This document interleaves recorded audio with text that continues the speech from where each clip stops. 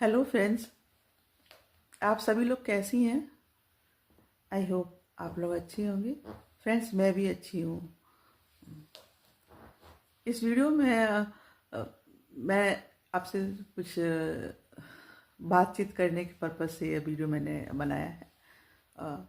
Friends, जैसा कि हम सभी अ, अपने फैमिली के लिए तो काफ़ी केयरिंग होते हैं और हैं, बच्चों के लिए, हस्बैंड के लिए। लेकिन खुद के लिए हम उतना ज़्यादा केयर नहीं करते हैं। खासकर हेल्थ कॉन्शियस उतना नहीं होते हैं जितना हम फैमिली के लिए कंसर्न होते हैं। ऐसा शायद आपके साथ भी होता होगा। तो फ्रेंड्स, कभी कभी जो है हमारी मतलब ज़्यादा कह लीजिए, ज़्यादा लापरवाही के हमारे लिए, हमारे हेल्थ के लिए काफ़ी ख़राब साबित होती है। तो वैसे ही कुछ अभी कुछ 2 महीने पहले की ऐसे इंसिडेंट रहा कि मेरी तबीयत काफ़ी ख़राब हो गई थी। मुझे फीवर आ रहा था। तो मैंने सोचा कि ऐसी यूँ ही फीवर वायरल होगा। तो दवा मैंने घर में रखी थी, क्रोसिन, तो वो मैंने 2-3 दिन तक ली। तो फिर मैंने सोचा ठीक हो जाएगी अब तबीयत। और फिर मैंने थोड़ी ऐसी लापरवाही करी। और जब फीवर के साथ साथ फिर मुझे वॉमिटिंग भी शुरू हो गई। और खाना खाने की इच्छा भी बिल्कुल न के बराबर सी हो गई। और थकान सी फील होने लगी। तो फिर मैंने हस्बैंड से कहा कि चलते हैं, हम दिखा लेते हैं। तो उन्होंने कहा ठीक है, अ, अ, दिखा लेते हैं। अ, वैसे तो मेरे हस्बैंड डॉक्टर हैं, लेकिन वो ईएनटी के डॉक्टर हैं। तो हमें फिजिशियन के पास वो लेकर गए। हम लोग गए। तो डॉक्टर साहब ने, अब अब मैं खुद एक डॉक्टर की वाइफ हूँ, लेकिन मुझे आप सबसे एक बात कहनी है कि हमें किसी भी डॉक्टर पर, थोड़ा सा प्राइवेट डॉक्टर पर खासकर, उतना ज़्यादा ट्रस्ट नहीं करना चाहिए। क्योंकि मैंने एक बहुत बड़ा एक लेसन लिया है कि कभी कभी प्राइवेट डॉक्टर्स जो बड़े भी, हमें लगता है कि बहुत बड़े हैं उस शहर में हमारे और बहुत अच्छे होंगे और जो भी वो सजेशन देंगे वो अच्छा होगा हमारे हेल्थ के लिए। लेकिन क्योंकि आजकल का माहौल ऐसा हो गया है कि लोग अपने, खास किसी एक के लिए नहीं मैं कह रही हूँ, कि वो लोग अपने काम के प्रति इतना ज़्यादा ईमानदार नहीं रह गए हैं। हर लोग पैसा कमाने, और चाहे वो जिस के चक्कर में ज़्यादातर लोग पड़े रहते हैं, फिर वो अपने प्रोफेशन की गरिमा को भी भूल जाते हैं।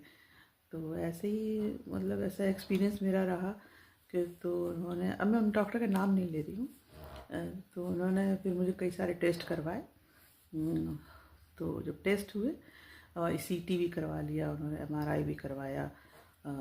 तो अच्छा खासा, मतलब इन सब टेस्ट में तो पैसा लगता ही है, साथ साथ अपना मर्ज भी जो है बढ़ता जाता है और प्रॉब्लम भी फेस करना ही पड़ता है डेली ही। और समस्या फील होती है कि कब जल्दी हम ठीक होंगे, इसका अलग रहता है। एक प्रकार से स्ट्रेस भी रहता है, हेल्थ भी डाउन हो रहा होता है। जब हम कई सारे दिन तो हमारे टेस्ट में ही निकल जाते हैं, क्योंकि डॉक्टर्स बहुत जल्दी कोई चीज़ क्लियर नहीं बताते हैं, क्या प्रॉब्लम है आपको, क्या इशू है। तो फिर ऐसे ही हमने दिखाया, फिर उन्होंने टेस्ट वगैरह किया और उन्होंने फिर हमसे कहा आप जाके लेडी डॉक्टर से मिल लीजिए और जो है वो आपको सही सलाह दे देंगी। तो हमने कहा ठीक है, हम लेडी डॉक्टर पर जाएंगे।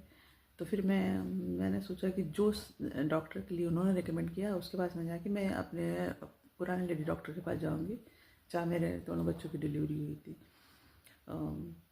तो फिर थोड़ा वो प्राइवेट, सेमी प्राइवेट है, सेमी प्राइवेट कह लीजिए या ट्रस्ट का ही है, वो क्रिश्चियन हॉस्पिटल है। तो फिर मैं वहाँ उनके पास गई।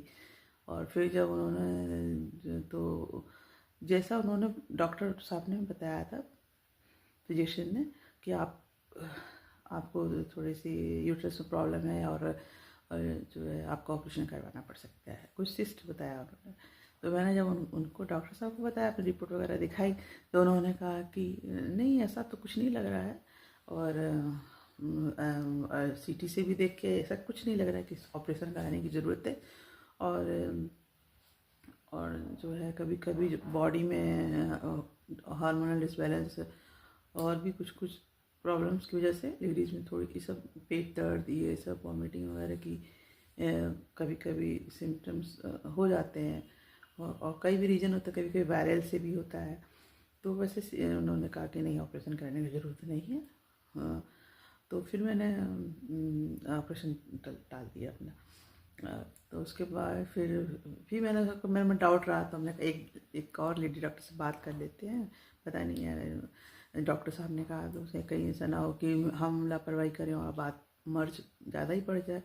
तो फिर हमने एक और लेडी डॉक्टर से कंसल्ट किया, तो उन्होंने भी सेम इशू बताया कि नहीं, ऐसा कुछ नहीं है, ये बॉडी हार्मोनल डिसबैलेंस के कारण ऐसा हो रहा है। और उन्होंने कुछ दवाई लिखी, और फिर कहा कि 1 महीने बाद आप आके दिखा लेना। तो फिर हमने 2 जगह कंसल्ट कर लिया, तो फिर अब थोड़ा मैं निश्चित हो गई। फिर मैंने दवाई कंटिन्यू की, फिर डॉक्टर को दिखाया, तो उन्होंने कहा नहीं, आप ऐसा सब ठीक है। ये कभी कभी होता है, जैसे कि आफ्टर 40+ जो होता है, वो थोड़ा फीमेल्स में काफ़ी हार्मोनल चेंजेस होते हैं। तो कभी कभी जो होता है, क्या कहते हैं उसको, वो थोड़ा सा जब हमारा पीरियड्स बंद होने होता है, मेनोपॉज कि प्री मेनोपॉज भी सिम्टम्स हो सकते हैं, या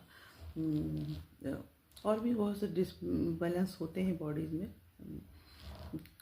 कभी कभी आयरन की कमी होती है, कैल्शियम वगैरह की भी कमी से भी ये सब चीज़ें होती हैं, कोई दिक्कत की बात नहीं है। तो उन्होंने दवाई वाली लिखी, फिर एक तो मैं ठीक हो गई मेरी तबीयत। पर मैंने सोचा कि अगर मैंने उनकी बात में आकर अगर उन लीड डॉक्टर से ऑपरेशन करा लिया होता, तो कितना ज़्यादा मुझे फेस करना पड़ता। तो मेरा ये कहना है कि हम जो है हम लेडीज़ जो है अपनी हेल्थ को इतना ज़्यादा नेगलेक्ट ना करें।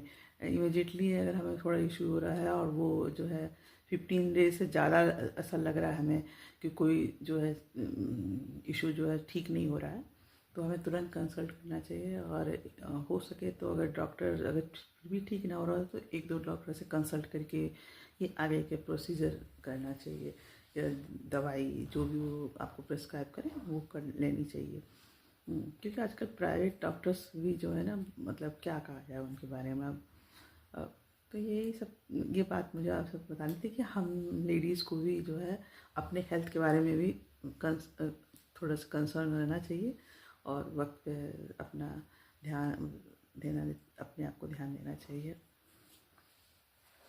वैसे ही एक इशू था कि मेरे पापा जी हैं, तो उनको अप्रॉक्स 3 साल पहले उनको थोड़ा हेल्थ इश्यूज हो गया था। तो उन्होंने एक डॉक्टर को दिखाया। तो उनको खांसी की प्रॉब्लम होती थी, काफ़ी खांसी आती थी। तो हम मेरे से बात होती थी, मैं भी उनको कहती, पापा आप दूसरी जगह दिखा लीजिए, क्यों एक डॉक्टर के पीछे पड़े हैं। तो उन्होंने फिर दूसरी जगह भी दिखाया। हाँ, लेकिन वो बार बार कह रहे थे नहीं, ऐसा कोई प्रॉब्लम नहीं। उन्होंने सारे टेस्ट वगैरह भी करा लिए थे, चेस्ट का, सीट क्या, एक्सरे वगैरह कराया, और भी बहुत से सारे टेस्ट करा लिए थे। तो वो कोई निष्कर्ष पर नहीं पहुँचे। उन्होंने कहा कि कभी कभी एलर्जी वगैरह से भी खांसी की समस्या होती है, और ये ठीक हो जाएगा आपका। तो ऐसे उन्होंने दवाई जो थोड़ी बहुत लिखी थी वो लेते रहे, और उन्होंने कहा गर्म पानी से आप डेली गर्म पानी ठंडी में और गर्मी में भी हल्का गर्म पानी ही यूज करें, कभी ठंडा पानी आप ना पिए। तो उन्होंने काफ़ी दिन से सब किया, फॉलो किया, फिर भी उनकी खांसी उतना मतलब ठीक नहीं हो रही थी। तो फिर तो उसके बाद फिर मेरे हस्बैंड ने उनको सलाह दी कि एक बार आप अपना अच्छे डॉक्टर को, एक बार जो कैंसर के डॉक्टर होते हैं, एक बार दिखा लीजिए आप उनको। तो पहले तो थोड़ा सा इस वर्ड्स को सुनते ही लोग थोड़ा घबरा जाते हैं, तो मेरे पापा भी घबरा से गए। फिर भी उन्होंने कहा कि नहीं कराएंगे, काफ़ी दिन से मुझे ये प्रॉब्लम है। तो जब उन्होंने कराया कैंसर का टेस्ट,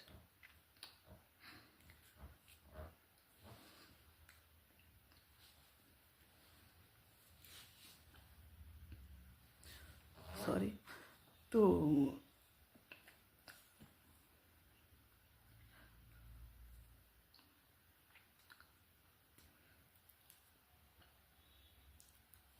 तो उनके कैंसर के बारे में पता चला।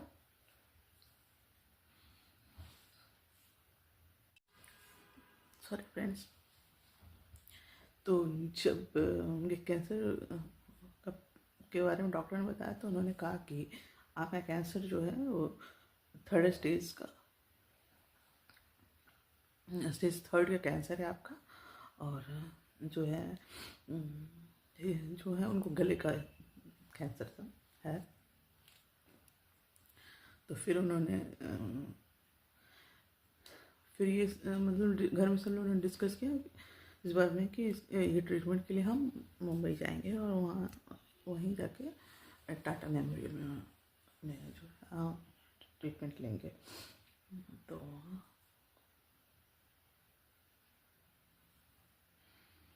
तो तो लगभग 2 साल से पापा का ट्रीटमेंट वहीं पर हो रहा है। उनका गले का ऑपरेशन हुआ था और जो है वोकल कॉर्ड होती है, तो वो कैंसर जो है वोकल कॉर्ड से भी थोड़ा सा फैल सा गया था। मतलब 3rd स्टेज का कैंसर था तो वो एक जगह से मतलब मेटास्टेसाइज कहते हैं उसको, तो वो एक ऑर्गन से दूसरे ऑर्गन में भी शिफ्ट कर चुका था। तो डॉक्टर साहब ने वहाँ टाटा में कहा उनको कि आपका ऑपरेशन करेंगे, एज तो जाता है लेकिन तो करना ही पड़ेगा।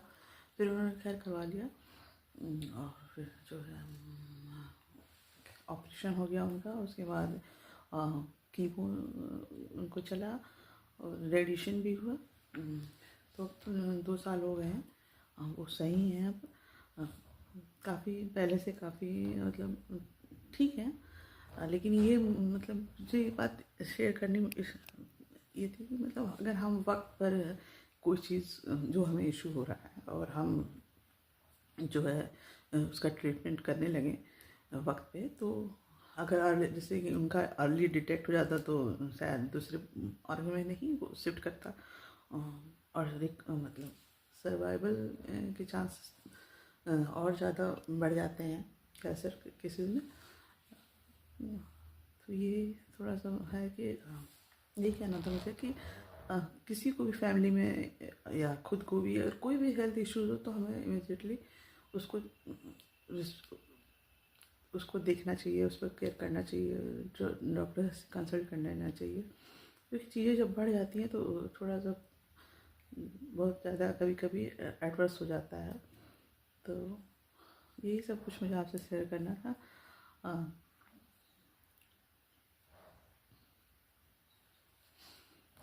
अच्छी बात तो ये है कि मेरे डैडी अभी सही हैं, हेल्दी हैं, ठीक है।